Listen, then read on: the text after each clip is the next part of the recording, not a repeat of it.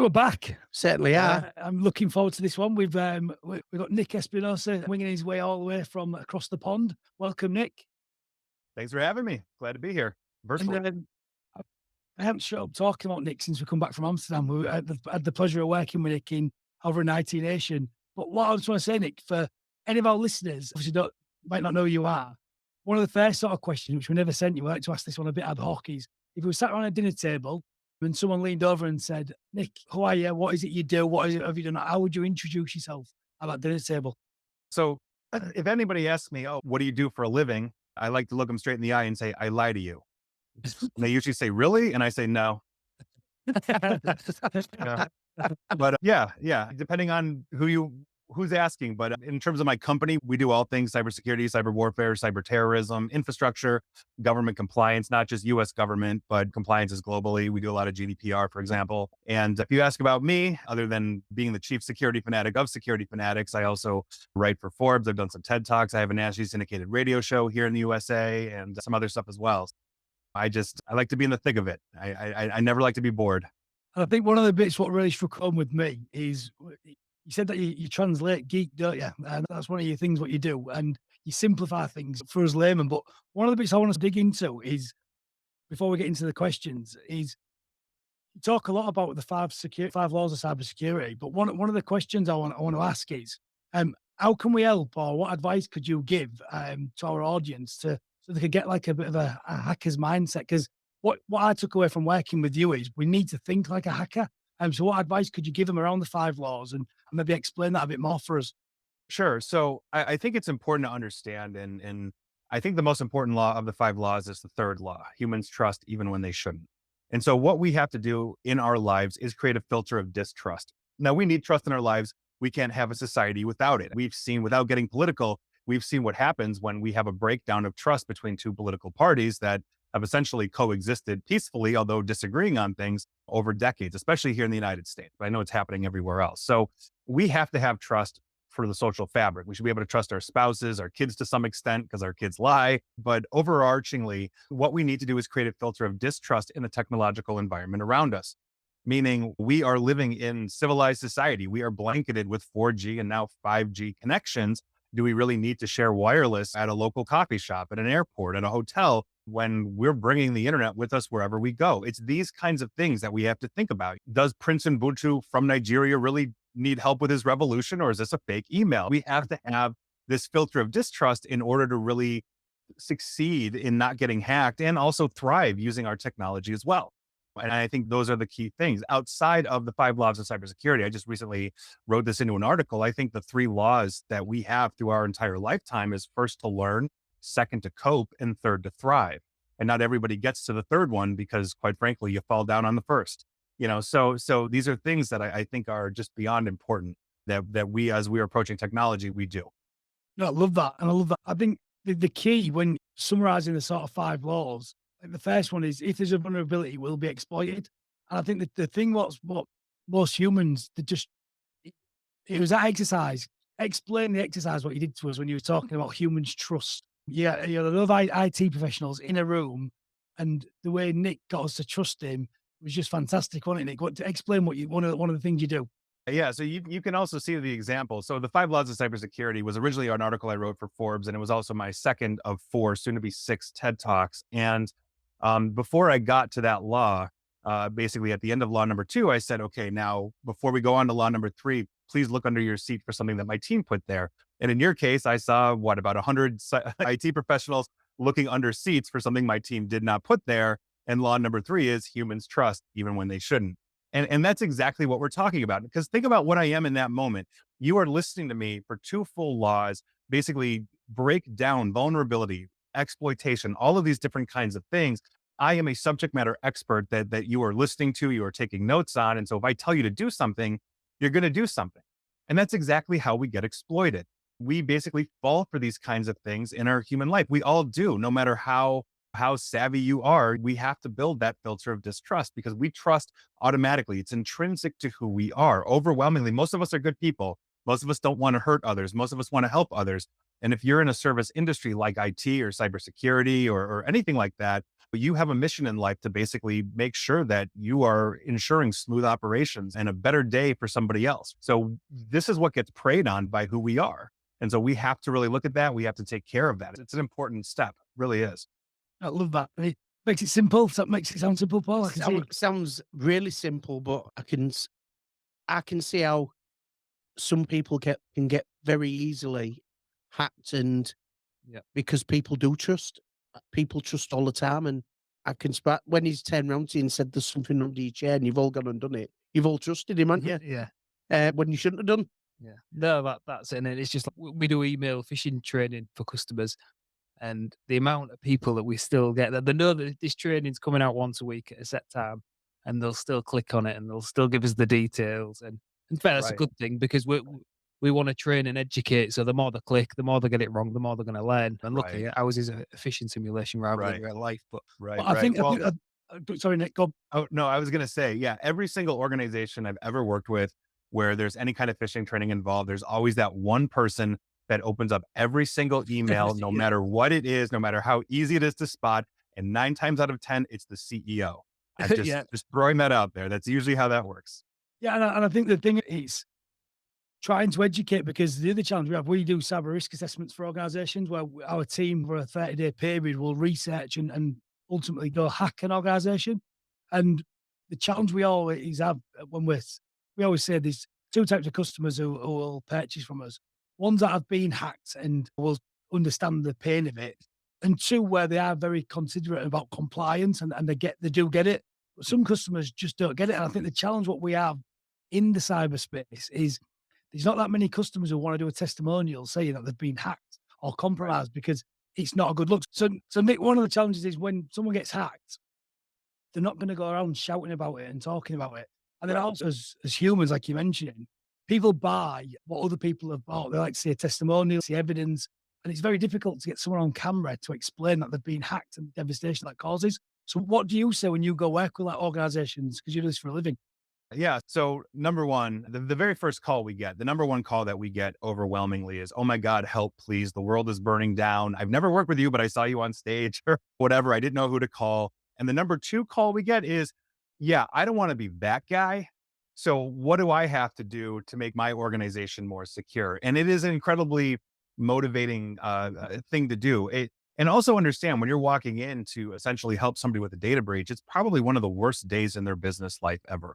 There's a full stoppage. There's so much uncertainty. You simply don't know what's going on with that. And so when I'm talking with organizations that are saying, hey, I'm interested, or I recognize this, or you know what, nothing's broke, so I'm not going to fix it. And so I don't need your thing. That was, for the record, the first 15 years of my cybersecurity career when nobody wanted to buy any of the extra stuff that they needed to make themselves more secure. Now we're beating them off with a stick. There's so much work to go around, and our industry is so understaffed. But when I'm talking about to organizations, excuse me, I'll come in and I'll sit down for our very first meeting and they'll say, all right, Nick, let's talk about cybersecurity. And I say, no, we are not going to talk about cybersecurity. We are going to talk about risk.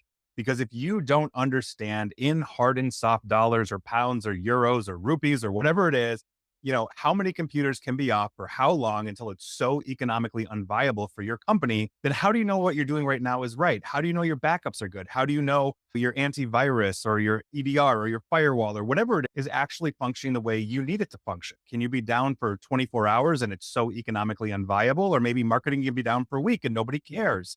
If you can't answer these questions, then how are you actually doing cybersecurity? I can put in all of these nice toys, but does it really cover you?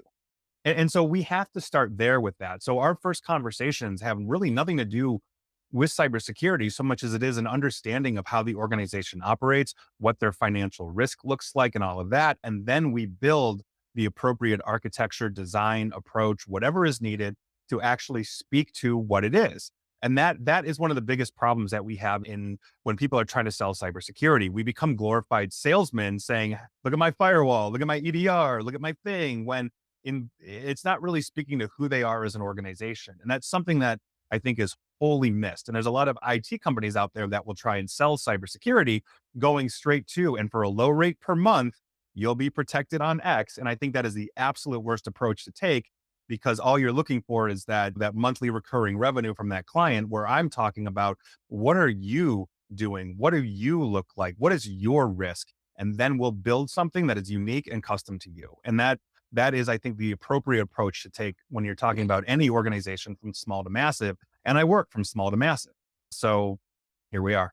No, but I think the key point, we changed our full operation around our entry level product now is a cyber risk assessment.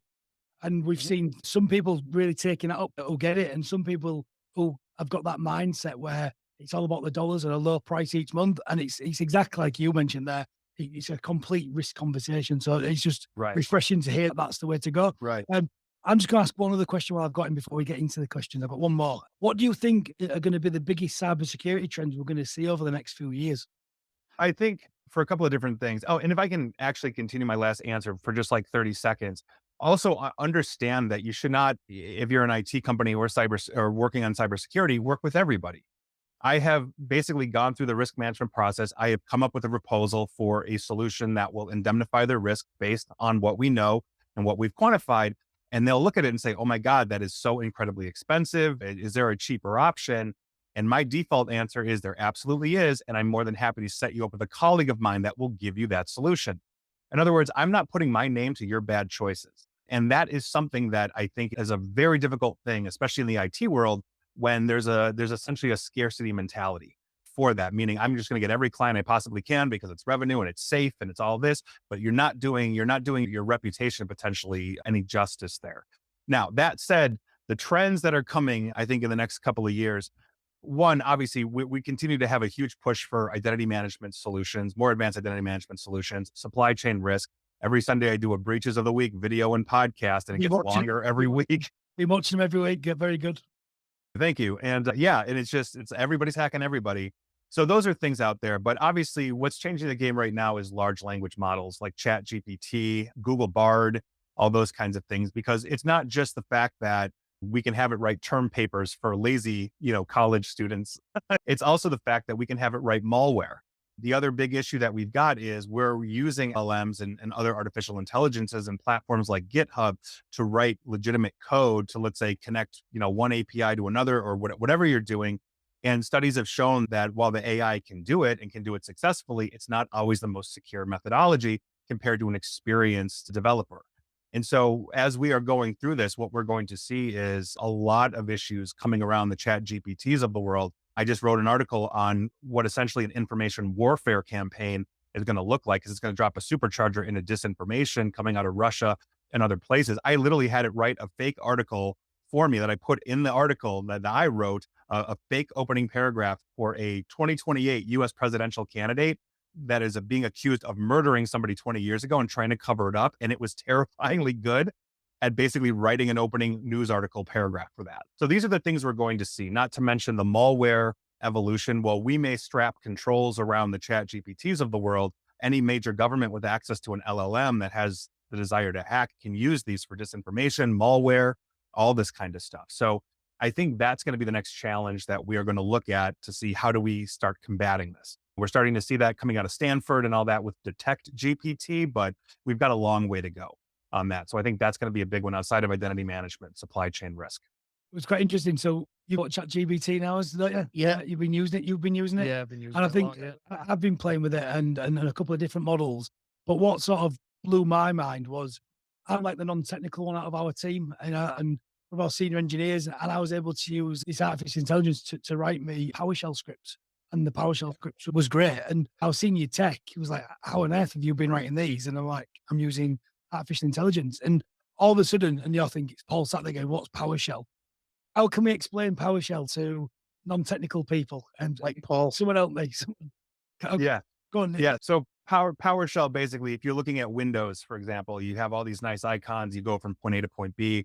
There's a lot of things that happen in the background. And so PowerShell is simply a command line where we can manually type in things like commands for the computer that essentially will execute in the background. You don't have to see it, interact with it. We can schedule it up, makes scheduling tasks and other things much easier, but it can also be abused. So most ransomware and malware, especially fileless, meaning you don't have to download a payload, you just have to run a command in PowerShell to execute something, is one of the big problems that we have right now on the criminal side of this. So PowerShell is an incredibly powerful tool for managing the internals of the system, but can also be abused very easily as well.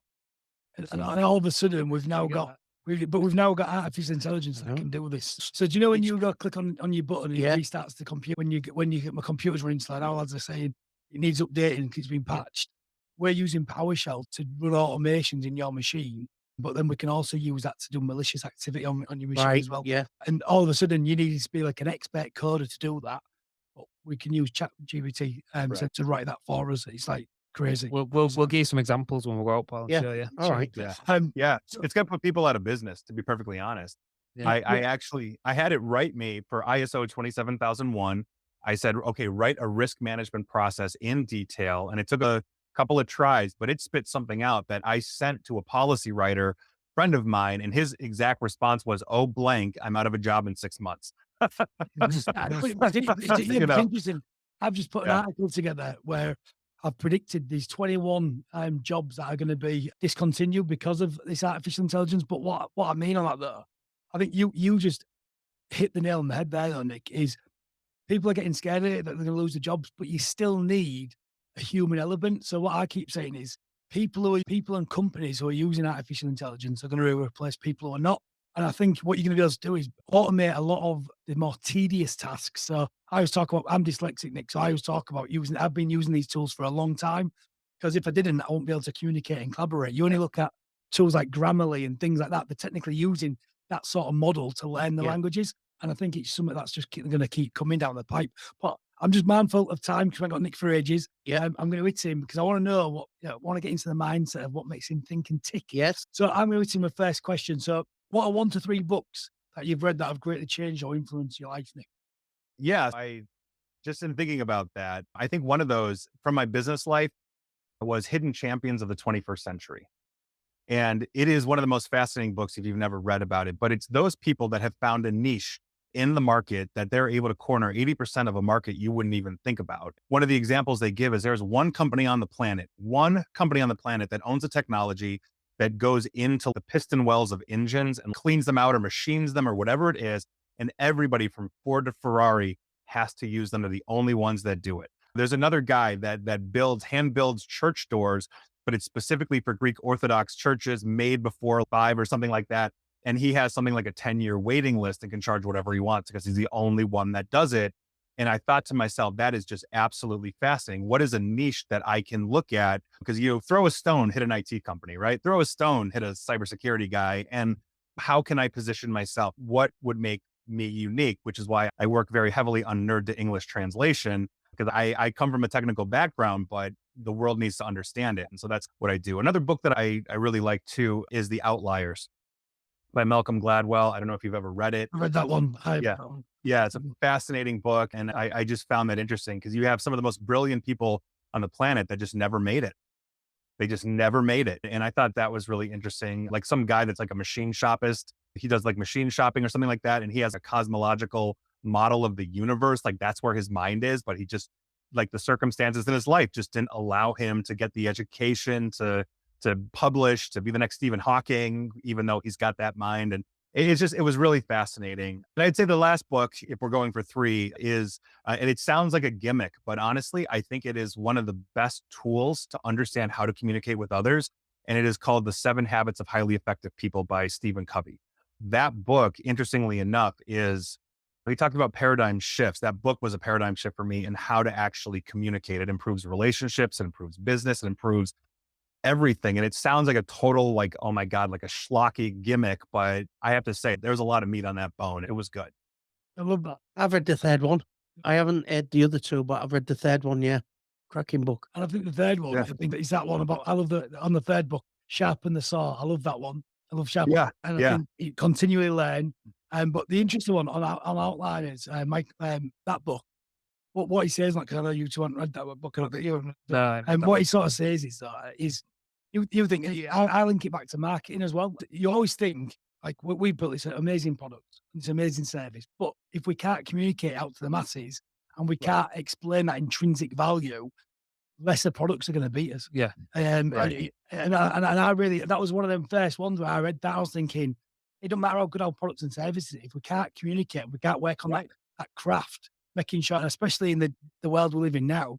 The whole reason we're doing this podcast is, can we educate our customers, our users in a different capacity? Right. Because You go, But to that point, you have to also understand the other side of the coin because you're not just delivering in a clear and concise way. You have to listen first, seek to understand. And that is a huge shift. I can't tell you how many times I've been in front of a salesperson that's trying to sell me something. And I'm saying, oh, I've got this, and I'm being interrupted. We've got this excellent product. You're not listening. And I think that's something that we all need work on that. Almost everybody on the planet does, but it's so unbelievably important. It really is a good book. I really do recommend it. Even though it sounds like a gimmick, it's actually got substance. It really does. Three good books there. I'll take a look. I'm going to hit you with the next one, Nick. Do it. What is your feel-good song or music that gets you focused or makes you happy? It's interesting. I really honestly think that one kind of depends on my mood. So I have a playlist on Spotify with exactly one song in it at any given time. I call that playlist the writing song. And it's basically the song that I write music to. And I do an absolute ton of writing. I write for Forbes and other publications and all of that. And so whatever grabs me. I've had everything from Florence and the Machine to U2 to Run DMC to Tobin the throat singing out of Mongolia and all of that. It just depends on my mood. And I oftentimes will start incorporating that. So the very first article I wrote for Forbes was called "The Dog Days of Cybersecurity Are Over," and this was back in 2016 or something like that. 1 minute. And I was listening to Florence and the Machine, I listened to "The Dog Days Are Over," and I'm like, yeah, like the dog days of cybersecurity are over. So I try to get stuff that I find contemplative in the lyrics and all of that. But short of like modern country, like there's nothing U.S. Western country. Like I listen to everything, literally everything. I love that. I love it as well, Paul, because you're a big advocate of mental health. Yeah. Music is so motivating, isn't it? You're a big passion for music. I'm just currently, and it's great that Nick says it, I'm listening to U2 at the minute. When I go walking at the minute, I have a bit where I listen to one group for ages and I'll switch to another one. U2 at the minute has been my go-to music for the last couple of months. Yeah, and it gets me beautiful day. I play that first thing in the morning when I go for a walk. Gets you They motivated. were the gets first me motivated. band. U2 was the first group I was ever into as a kid when Joshua Tree came out. And I got to see them 30 years later, like 5 years ago or something like that, for their Joshua Tree reunion tour in Seattle with a good friend of mine. And it was a spiritual experience. It really was. I think they're genuinely good. Bono talks a lot outside of music, good or bad, but their music is fantastic. It really is. We had a guest on the other week. Look at him here. He's a news he does Oh yeah, journalist. journalist and Velasquez, and he's got like one of his famous stories is he had the opportunity to interview U2 or another band called the Cosmic Angels. I don't know if you've ever, I'll put this here, the Cosmic Angels, and he never interviewed them. He went and interviewed the Cosmic Angels. They never turned out to be massive big, but he's a big fan of them, and he gave me the CDs and the music also. But it's just quite interesting. U2, Yeah. U2's a big Yeah, feature love of it. it. Then, Nick, what purchase, I will have to say, $50 or less has had most positively impacted your life in the last 6 months? So is that $50 or 50 pounds? We'll do I don't know what dog. the conversion rate is right now, but But it's probably better. I mean, winning. yeah, off the top of my head, a pack of light bulbs was great help when the lights went out. They to replace it, that was less than $50. But honestly, just thinking it through in the last 6 months or so, I would honestly say spending money on pizza and beer with friends I hadn't seen in a year or two, I like and just Incredible, catching like up that. and just having a good old time and just catching up. So that's a good use of I like that. $50 or 50 pounds. I hope you use Bitcoin for it. Say what? I was reading an article on a guy who bought a Domino's pizza with a Bitcoin. I can't remember how much it had been worth today, but it was worth an Yeah. obscene amount. But back when he bought a Brilliant. Bitcoin, you couldn't buy it for anything, and then he was able to purchase a I saw Domino's that. Yeah, I pizza didn't with think it. it was worth out today, so I used it on a pizza. Yeah. I heard about that. Like a college student he cashed out like $300 worth of Bitcoin years ago to buy books or something at the Yes. school, and it's like what $200,000 worth of value rate. Fucking Nick, the we're having technical issues today. audio's just dropped. Why is it doing that? Oh no! Again? Hello? Meeting Good out job. for- Good job we're editing this. Right, we've got you back, Nick. We should have. Nick, you back? Yeah, I'm here. I'm here. It- Can you hear me? For some reason, Keep defaulting, but our default keeps changing, but it's still recording. So not right. Maybe it's got GPT. I don't know. Chat. Yeah, so what's something going on? haven't we? yeah, It's in the Like next one, Nick. Talk about it. Oh, it's me. It's me. Sorry, me Yeah. next. Do you have a lesson from a failure of yours, Nick? Yeah. So the way I look at failure is variations on the same failing theme are just new variations on how to fail. Meaning, as I look at the failures in my life, the goal is to change it up. And from what I understand there, and this is how I've equated in my life, there's a belief from what I understand and have read in Hindu culture that one of the secrets of the universe is simply reversal. If you're having a problem swimming upstream, let it go the other way. And it's something that I try to do. Obviously, everybody should learn from their failures and all of that, but it's not just learning, it's understanding that potentially the direction you're going may be the wrong direction. And so doing something to not just circumvent it, but to potentially change everything is, I think, is pretty big in your life. And I can look at my own personal relationships, of which I've had many over the years, of finally coming to that realization that what I've been doing in relationships is simply wrong. I need to change it. I need to change the approach, and it has been absolutely worked out for the better. So yeah, I think that's that's one of the mantras I have is variations on the same failing theme are just new variations on how to fail. Yeah, I love that. I'll hit you with the next one. What is your favorite quote or saying that if you could share with everyone in the world, what is it and why? If you don't climb the mountain, you'll never enjoy the view. I love I like that. that one. Yeah, I like Pablo that one. Neruda. That's Pablo Neruda. That's That a is great one. We had that one No, before. no, Nick. that one, no, 100 and I something like that. podcasts that had that one. But I think there's 2 points I want to go back on. Is as human, about the comment on failure, which I think that quote is amazing because often at times when you're trying so hard to do something, it just never works out. But I think it's so difficult sometimes taking feedback in it, and I think especially in the line of work we're doing as well, and the line of work you're doing, Nick, is you can't get it wrong with cybersecurity. But the challenge is, I was like, COVID was amazing for getting everybody online and using technology on it. Absolutely amazing. We had 10 years worth of digital adoption in probably 10 months. That's it. But on the flip side, so poor at securing people. And Oh my God. Don't even get me started I on want to that. get you started. I want to get Yeah. but the reason I want to but the reason I want to get you started is that word on failure. We're seeing companies fail now because they've had somebody who knows a little bit about IT deploying these apps, and all of a sudden you're seeing. Let's take sales for example. They're trying this new widget, this new CRM, this new thing, and all of a sudden they've got a load of their corporate data sat in these applications that nobody even knows that have been spun up.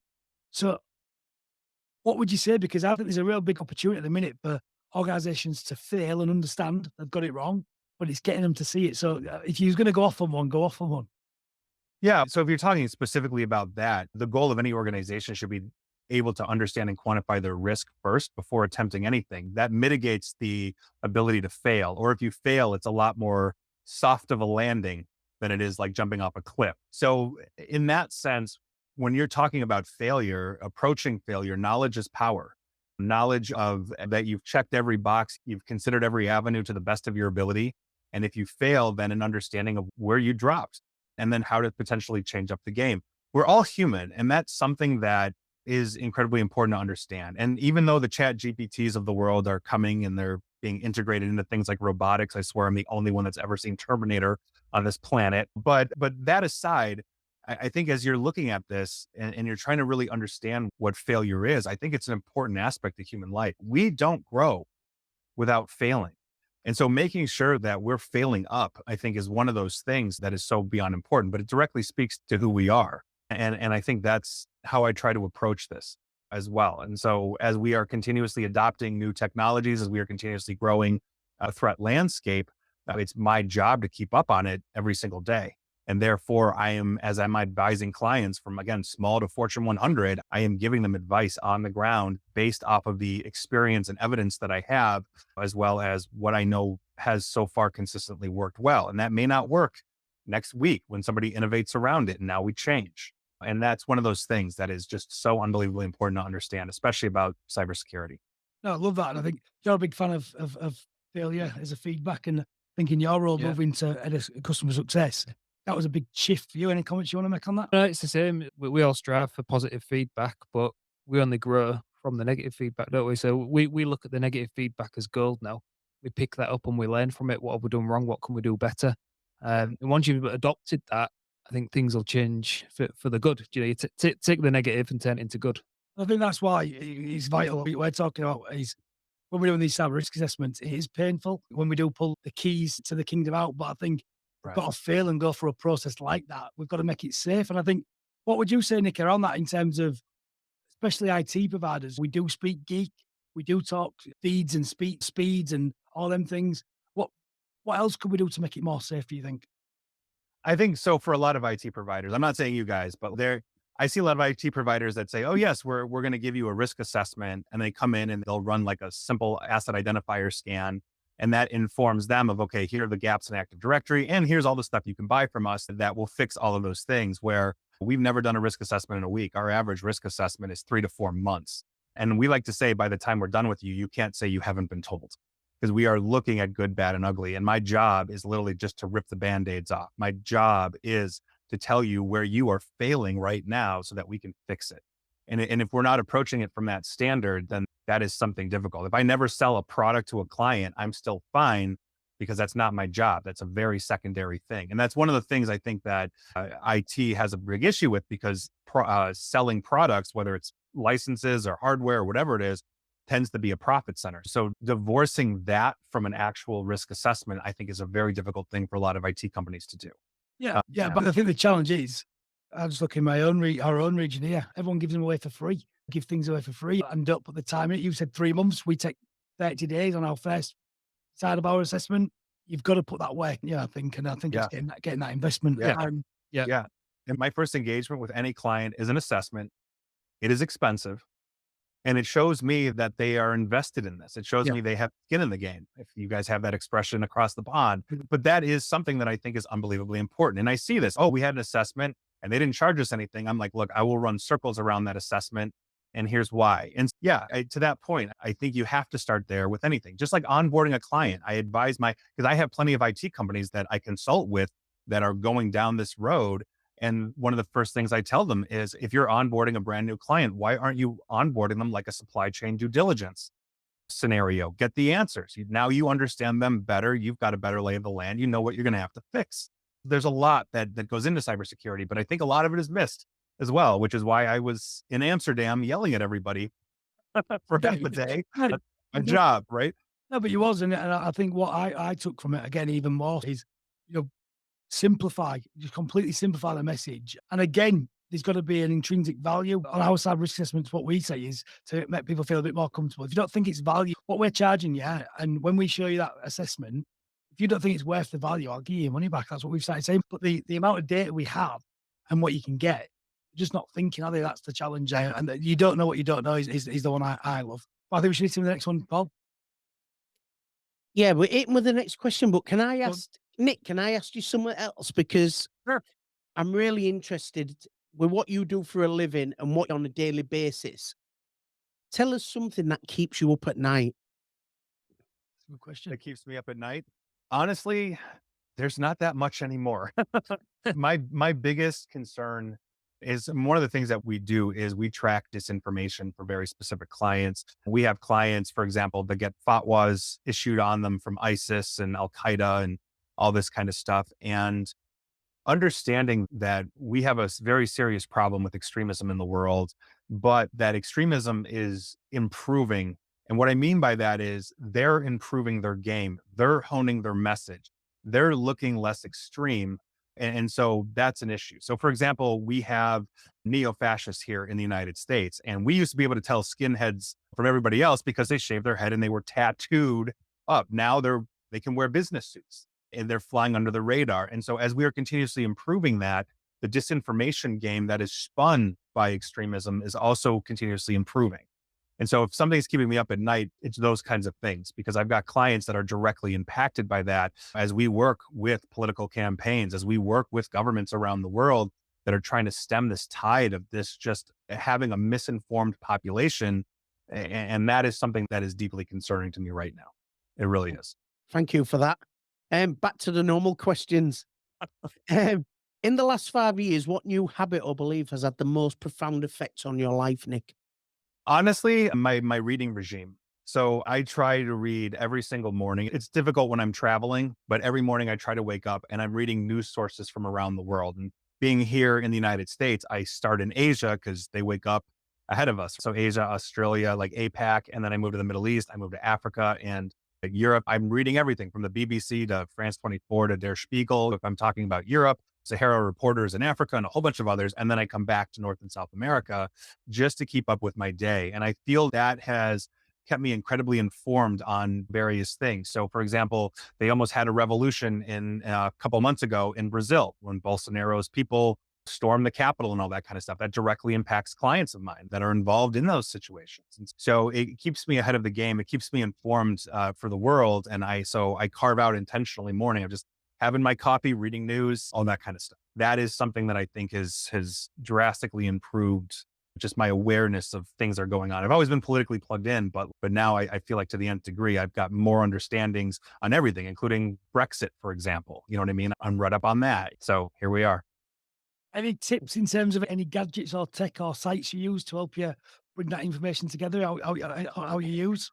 Yeah, so there's a site I use consistently, and it has international news as well, although I use it very heavily for news here from the States, is a website called Ground News, like ground, GROUND news. And I want to say $100 a year or something like that. But what it does is it shows you bias in reporting.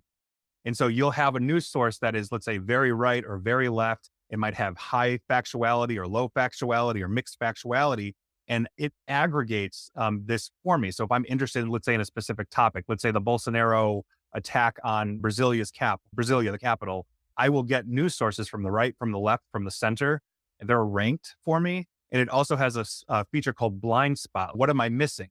Maybe on one topic, I'm more liberal or I'm more conservative on another topic. It shows you, here's what you're missing on one side or the other. And it's really helped, I think, keep a balance in news. So I'm not like reading the world is ending over here or the world is ending over here. No, we got problems, but we're right here. And I think that's one of those things that if you're just interested in news, those are invaluable. They really are, because we have so many people here that will read one news source and that news source has a bias in some way, shape, or form. And then you have a skewed view of the world. And so I think that's super important. I love that, because I think that is a huge problem at the minute. I choose just to stay as far away from the news as I can. I do read technology. I've got a couple of industry publications I have, but sometimes the political side, especially in this country, I don't know, it's like in Yeah. America, but it's bad in ours. We just go through different prime ministers sacking themselves, restarting yeah. themselves.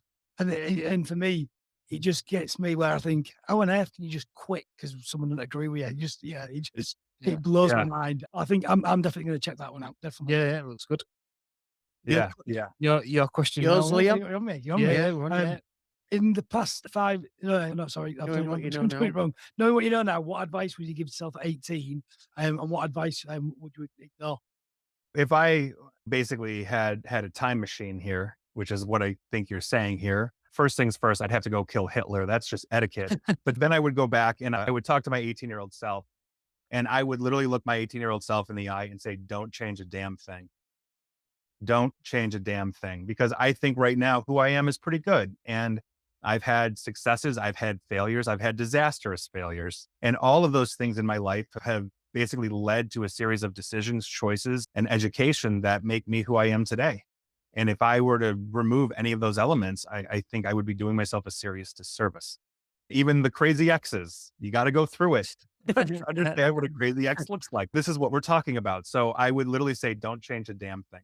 Yeah, I like Really that. Again, I think that's another first, isn't it? We had that one. No, we ain't had that. I love that. Nick, gonna hit you with the last one from me.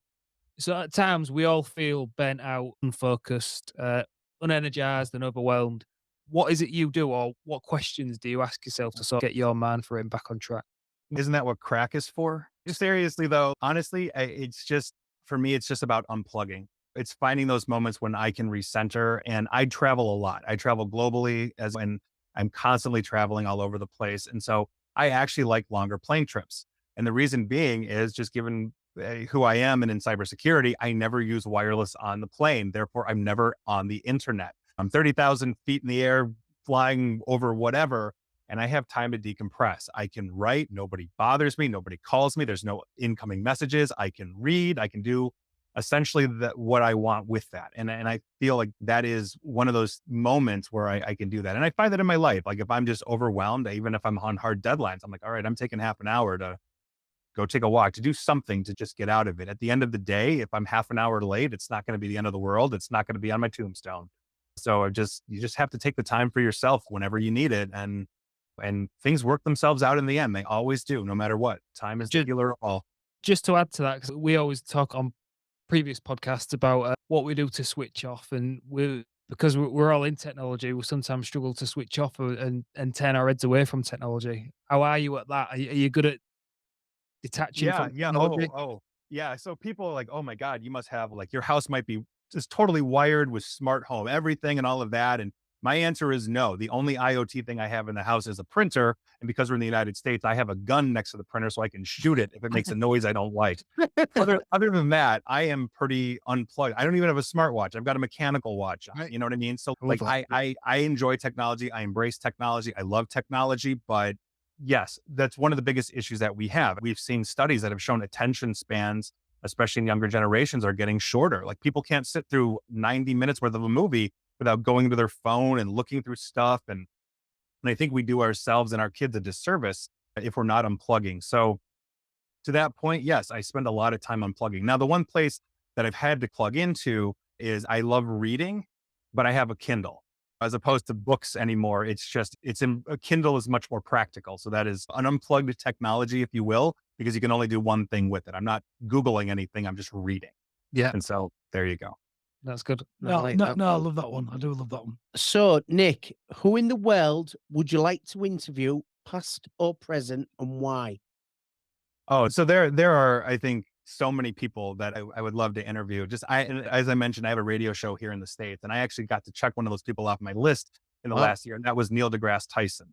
I love that guy. I found him charismatic, the astrophysicist. I think he's a brilliant guy, and I got to sit down with him for half an hour, and I told him, I'm like, I'll give you all day. Like, you just keep talking, and I'll keep answering questions. But in the past, I once again assume I have a time machine here. So after killing Hitler, again, I'd probably be interested in interviewing like Alexander the Great. I would want to interview people that have made a dramatic impact on human history, whether they realize it or not. One of the other people that I would love to interview is a guy named Harvey Kennedy. He's actually out of England as well. And you probably have no idea who the hell this guy is. Educators, come on. Yeah. So he is the inventor of the aglet. Now, if you don't know what an aglet is, it is simply this. It is that little plastic tip that goes on the end of your shoelace, because we don't think about people like that, but he's literally made our lives a lot easier, right? I don't have to figure out how to get this sloppy thread through a hole in my shoe because he designed a little plastic or metal cap that allows me to seamlessly put it through a hole. You don't think about these things. Or the guy that invented windshield wipers. Holy Yeah. cow, I can now drive in the rain and not crash. Like, these are things that we don't think about, but have had profound impact on human history. And it's these little things that all add up to just some really interesting humans out there. Yeah, I think what strikes me, Nick, is you're fascinated by humans and humans' behaviour. And I think us three are. We've done tons of these Definitely. podcasts. And one of the things that's interesting is the same 10 questions, but we'd never had the same 10 questions, 10 10 answers answers, yeah. because Yeah. we're so Yeah. diverse. And I Yeah. think to wrap up, we got through an hour. So one, I want to thank you for doing that. But if I do the last question, is like you mentioned there, everything's constantly evolving. What advices could you give to our organizations because I've just been preparing a talk myself about being digitally curious. And also the challenge we have is misinformation at the moment. And also the traditional vehicle that we used to use for learning. So what advice would you give to organizations out there who are looking to start their cybersecurity journey? What would you say? So, in terms of looking for cybersecurity, before obviously we talk about cybersecurity, we talk about risk. But one of the overarching things that I talk about as we're approaching risk, even before that, is understand that what good management is. I don't care if it's a small organization, a massive organization, a government, whatever it is, a good manager at whatever level, their goal is to remove obstacles for their people and let them perform. And if you are getting in the way of that, you've got a serious issue. And so what obstacles does your organization have? Where are your hangups? Where are your stucks? And by virtue of that, where is the risk for having these obstacles in your life? And one of my mantras in life is just simply removing obstacles.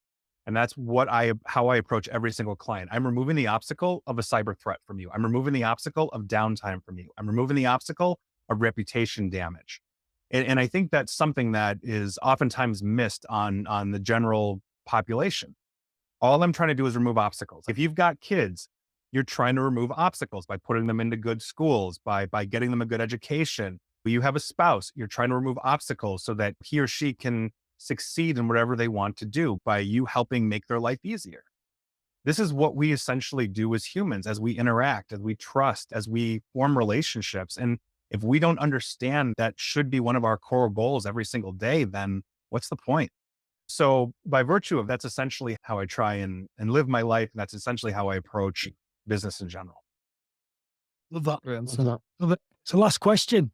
Is there anything we should have asked you, but we didn't? You could have asked me why Brad Pitt is so jealous of my looks. I don't know why you missed that one. Obviously, what obstacles have you removed lately? That would be always a good question on my brain. Another question I think that would be interesting if you're asking it of others is, have you done anything lately that's worth remembering? That's how are we living our lives? And the other question would be like, how will you live knowing you will die?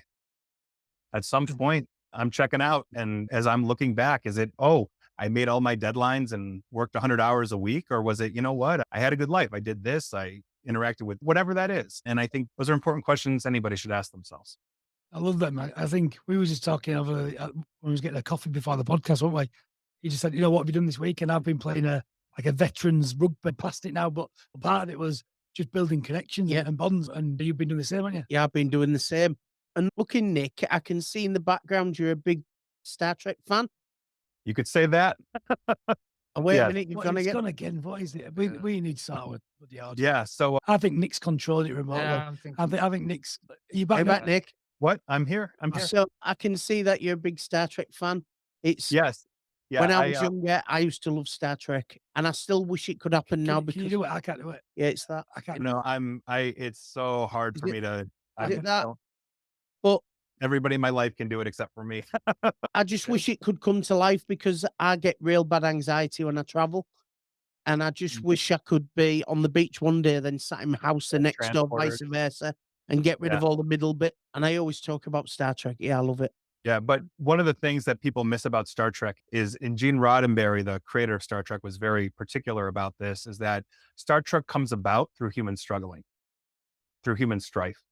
That we had to go through a third world war, a genetics war, a whole bunch of stuff in order to really realize that humanity is beyond that. And so if you look at it in that sense, we're heading down that road right now. Yeah. We just have to get through it. I just wish it would happen. I would love a transporter. Oh my God.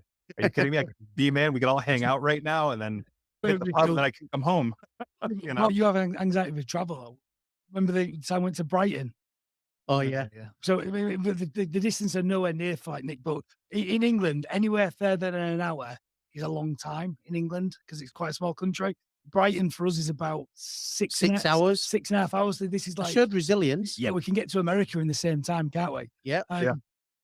But we was going for this big award ceremony, and do you want to talk through what happened? It's an amazing story. So we goes on the train, and it's a 6-hour train drive, and we gets on at a train station that's about 30 minutes from our house.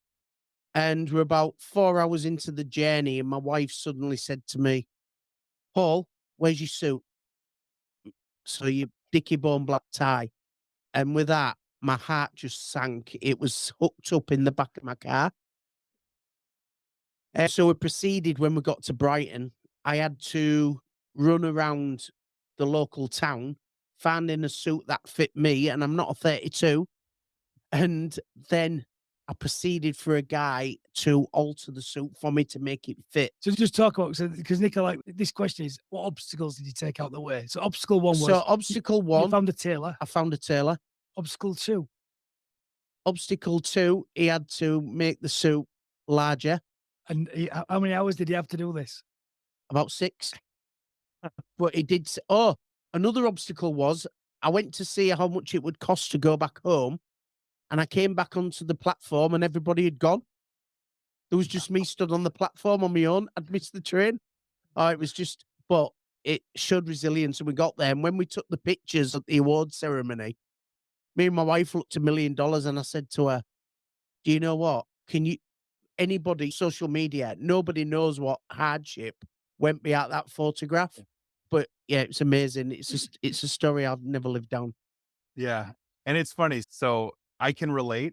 My second TED talk, which was actually the 5 laws of cybersecurity, I drove to the TED event. It was hours away from my house. And I got there and I realized I left my suit jacket at home. And I was like, oh my God. So I'm speeding through like the small highway to get to the next town over where they had a menswear place so I could find a suit. I got pulled over and got a speeding ticket, which is never fun here. And it's a different state. So it's even worse because I have to go to court. I have to travel back hours to be able to go to court if I want to contest this thing and all that. And then I get a suit jacket and and again, I like you am by no means a 32. I'm a 33. And no, and so I found a suit, but if you actually go watch that, you can see that it looks a little snug on me because it's the biggest one they had. So they didn't have like my tailored suit out there. And then I got comments in the YouTube, this dude has no idea how to put a suit on or fit a suit. And I'm like, if you only knew. Hey, to be fair, Nick, the tailor who did my shirt, he had to put 2 inches in either side of my shirt. And he went, oh, this bloke's brought this shirt in this afternoon. I'll replace it. He chopped the bloke's shirt up to put into mine. I was flabbergasted. He went, don't worry, Paul. If you need blood, I'll give you blood. You will get there. Oh, it was You amazing. looked $1 million. Oh my God. Not looked at me. Yeah, but he chopped that bloke's shirt up. He just went, I'll replace his shirt. I think the message is, the key message is that, you know, you're both passionate. We're all passionate about what we do, but you've got to find a way. You've got these obstacles. You've got to find a way either over it, round it, or sometimes you just got to go straight through it, haven't you? Yeah. Agreed. It's been great speaking to you, Nick. Thank you. Where can people find out more and learn more about you? Yeah, you can like, share, follow me at Nick AESP on Twitter, all of that, YouTube /Nick Espinosa. You can find me at LinkedIn /Nick Espinosa, same with Facebook as well. And yeah, come say hi, come connect. We've got a blog article out there and we'll put all the links and connections in there. So I just want to thank you from the bottom of my heart for spending your Monday morning with us and logging in. Any final comments? No, it's been great, Nick. Appreciate all your input from that. I think a few little learning curves for me. Helps me in my role. So yeah, again, just echoing what Leon said. Appreciate your time. Thanks for checking in with us. Yeah. Yeah. So that's Paul checking out. I'm checking out. Dean checking out. Thanks, Nick. We're done. That's an hour. So really right. appreciate that. And what I'll do is once we get the blogs and stuff put together, I'll ping them over for you so you can see them. And then what we do is we chop up like loads of little snippets and send it out on every single platform. So we'll send you through some links of them. But really want to thank you for that. And just checking it. Is that messy? Is that a messy football in the corners? That would be, yes, that would be. That was what I was going to ask. Yeah, I saw that. Yep. I saw all the Star Trek stuff. Very cool. Yeah. So my father was Colombian and my mother was German. So the two religions in the house were Catholicism and soccer, not necessarily in that order. Yeah. So there it is. Yeah. So I watched the World Cup and I have fond memories of watching it with my father when he was alive and all that. Very cool. Very cool. Yeah. Look, cool. All right. Thanks. See you later. All right. Thanks, guys. Bye. Nice to meet you, Leon. Bye All bye. right, take care. Thank you. Bye. wasn't it? Apart from the bloody thing. Yeah.